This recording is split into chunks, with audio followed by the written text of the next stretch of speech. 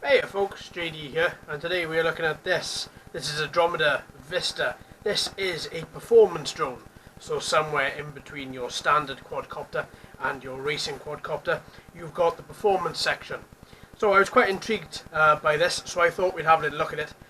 So without further ado, let's open the back of the box.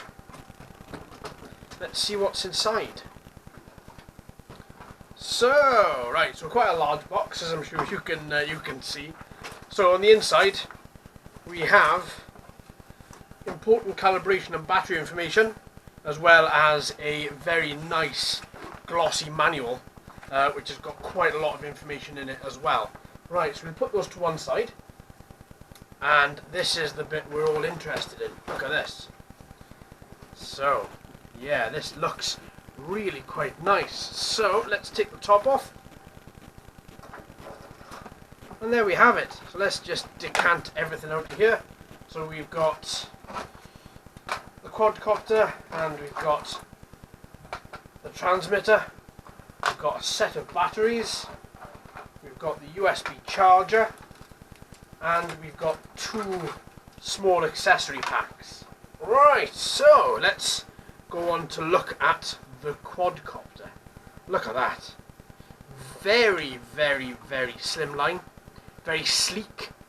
Looks as if it's come to us from the future. Really does look very, very futuristic. Not a lot like the other quadcopters that we've seen or even dealt with in the past year or so. So a couple of things that do strike me about this. The body is hollow, so less weight. The motors are inside the landing sprigs here. The motors and the cogs are on show.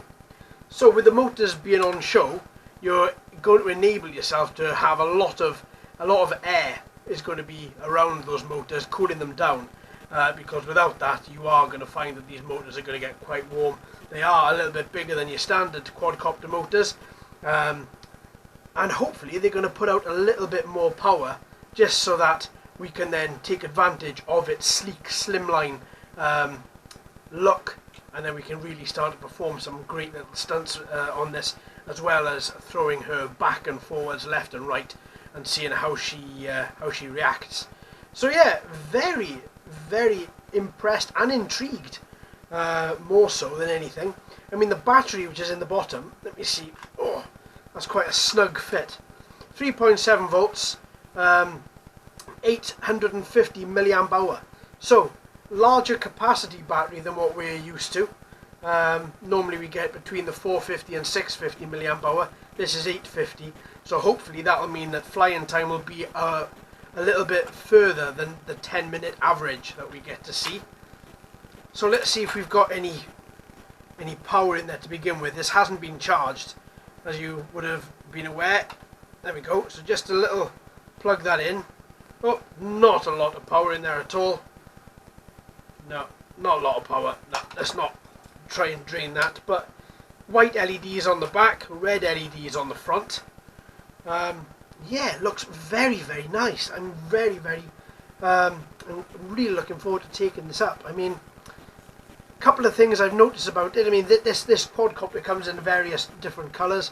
I quite like the black and the red, just because the red LEDs in the name and the red LEDs on the bottom are going to show up really quite bright. So I'm really hoping that is going to be the case. So look at the size of it. If I just move everything out of the way a little bit, look at the width of it. I mean, the width of this quadcopter is unbelievable. It really is. Really quite large. I mean, they come in on the sides here just to make it look a little bit slimline. But if you look at where the edge of the points of these propellers are, the quadcopter really is quite large. I mean, it's very light, as you'd expect from a performance quadcopter. But all in all, yeah, very intrigued. Really can't wait to be throwing this about up in the air. So a couple of things just to make you aware of. When you do first of all take this out, you are going to have to calibrate the gyros. If you don't, then you are going to find that there's going to be a little bit of instability. There's no camera, There's no altitude hold, there's no mod cons with this at all. It is just quite literally a performance drone, something that you can throw about left and right, and you can just enjoy a good bit of fun if you're looking to make the move into the racing quadcopter end and you want something that's a little bit quicker. This quadcopter has got 4 speed settings: your beginner, your normal, your advanced, your intermediate, and your advanced. So I'm going to be testing all those when we go out in the next couple of days. That'll be pretty interesting to see exactly if the highest mode setting on this is quicker than the highest mode setting on a normal quadcopter. And also to see what the range is. I mean, we're looking at roughly about 100 meters, which is pretty standard transmitter range as well. So let's put the quadcopter to one side. Let's have a little look at these accessory bags. There's not really a lot in there, other than you have 4 X propellers, and inside the propeller bag, loose by the way, are some screws. So be very careful when you open this bag, you don't want the screws to go everywhere. 1 little Phillips screwdriver. One thing you do get with this as well is you get the batteries for the transmitter. That's brilliant. Through all of these quadcopters, large quadcopters, nanos, it doesn't matter. I think there's only ever been one other one in which they've given us batteries. Considering the price of batteries and the price for some of these, you really should be getting these in a lot more quadcopters, I feel, than what you actually do. And then the USB charger. So the way that this charger would work is the cable, you plug the cable from the battery directly into the charger and you charge it direct like that. So it's very neat. There's none of this really long cables hanging all over the place. It's really neat, quite compact. I am quite a fan. I am quite a fan. This company seem to have looked at this particular quadcopter and thought, well, hang on, let's have a little look at a couple of others, see what really quite bugs us, and then we're going to try and alter that. That's the impression I get anyway. It might not be at all, but that's the impression I get. So let's just put the USB charger a little way down there with these 2 accessory bags as well. Right, transmitter. Look at the size of that thing. So this transmitter is massive. So you've got your different kind of plastic on the handholds, just to ensure you get a good grip on there. But the first thing that comes to my mind is the sheer size of it. Whenever you hold this, I struggle to get my thumb, without moving my actual palm of my hand, onto the trim buttons. And I pretty much struggle to get my hands onto the different speed settings and the flips on the transmitter as well. I mean, my hands aren't small by any imagination, so this transmitter really is quite large. So if I just face this to your way, so as you can see, 2 LEDs. You've got power and flight mode. So as you go through the different flight modes, as you go through the different speeds, from beginner to normal, to intermediate and advanced, you'll notice this LED here will change colour. The full LED colour chart is in the manual, so have a little look at that before you take her up, because it's going to be quite interesting to know what mode you're in as you're flying. Just in case you bump into the wrong one, you have to come down a couple of modes first. And to change the mode, you use the right hand flight mode button up here. For flips, you use the left button here.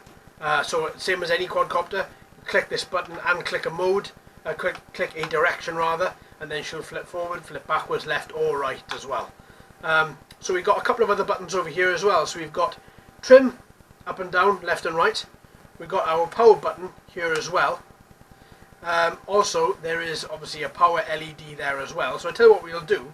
As we've got the batteries that come with this, let's plug this in. It's a little screw on the underside here of the battery bay. So let's just unscrew that, put that screw to one side, and then, being very careful, let's just get rid of this plastic. There we are. And then fit this into here. 2, and then we'll do the same with this one. Come on. 3 and 4. Perfect. Right, a little bit of static with that as well. So, there we go. Let's just fit these batteries in. Make sure they are all plugged in. Yeah. Slide the back on. And then we should be able to just clear up this for a second. So, on button, the bottom, flip it up. You will have the LEDs will show two colours to begin with. Red for the power, blue for flight mode. So there we have it. There's the transmitter. So the transmitter, as I'm sure you guys would have seen, doesn't have any sort of charging ability. There is no USB cable that can just plug in and charge the batteries. So you will have to either, once these four AAA batteries have run out, you will then have to replace them with your own either shop bought or your own fully charged rechargeable AAA batteries. But once again, only 4 to fit in there. So there we have it. No altitude hold, as I said. It is quite literally your bog standard quadcopter, but very light and performance driven. So they've got that in mind. So there we have it. I'm really looking forward to taking this out in the next couple of days, so please join me then when we do. So, thanks ever so much for watching and listening, guys. I've been JD, you've been fantastic as always. This is the Dromida Vista, and please join me in the next couple of days when we're going to take her out and we're going to have a little look. So if you haven't already, please subscribe. That'll just enable you to see all the videos I'm putting up, to get a nice little gentle email reminder, just to show you as well when a new video is posted. Don't forget, we've got 3 videos a week, one going out on a Monday, one going out on a Wednesday, one going out on a Saturday. These all go out at 1800 or 6 PM GMT. So until next time, my friends, happy flying.